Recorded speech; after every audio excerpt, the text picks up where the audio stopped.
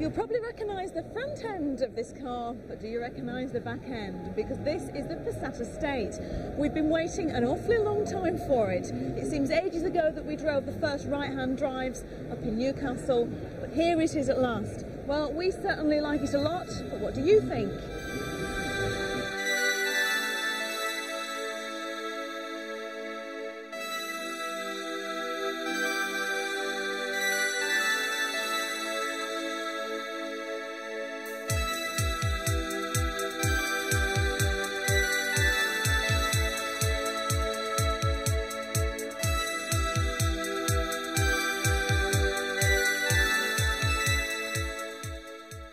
Well, Paul, it's here at last, the long-awaited Passat Estate. What do you think of it? You're the man that's going to be in charge of selling them in huge numbers in Britain. Well, the most important thing is not what I think, but what people who see the car think. And we're very, very pleased with the reception the Passat Saloon has had. And if anything, the reaction to this one is that people seem to think it's even better looking than the Saloon.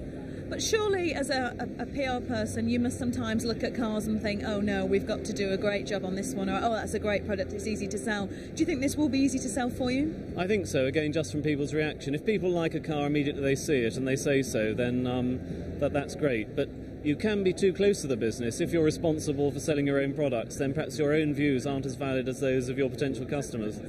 Just going back to the Passat Estate, it seems an awful long time since we drove the left-hand drive versions. What have been the problems, and also when can we expect to see right-hand drive versions on the road?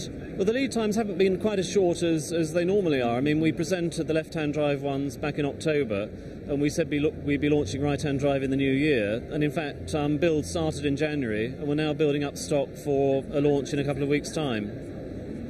Surely that, looking back at the old Passat, the Estate actually made up the bulk of the sales, didn't it? So why was the decision made to release the Saloon before the Estate version on the new Passat? Well, we're very happy. If we take the UK situation, I think we sold about 60 or 70% Estates to Saloons, but we never really penetrated the business market with the Passat. But the new one will be a high-volume seller. We're going to be selling about 40,000 units a year.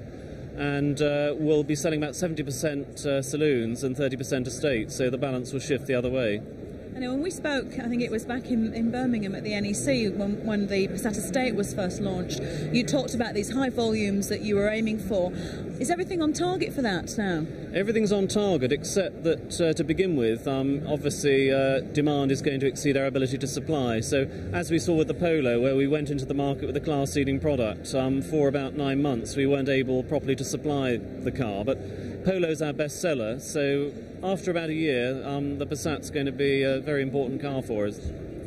Now, the one thing that everybody really wants to see, well, there are two things, of course. There's the new Golf, and there's also Concept 1, the Beetle.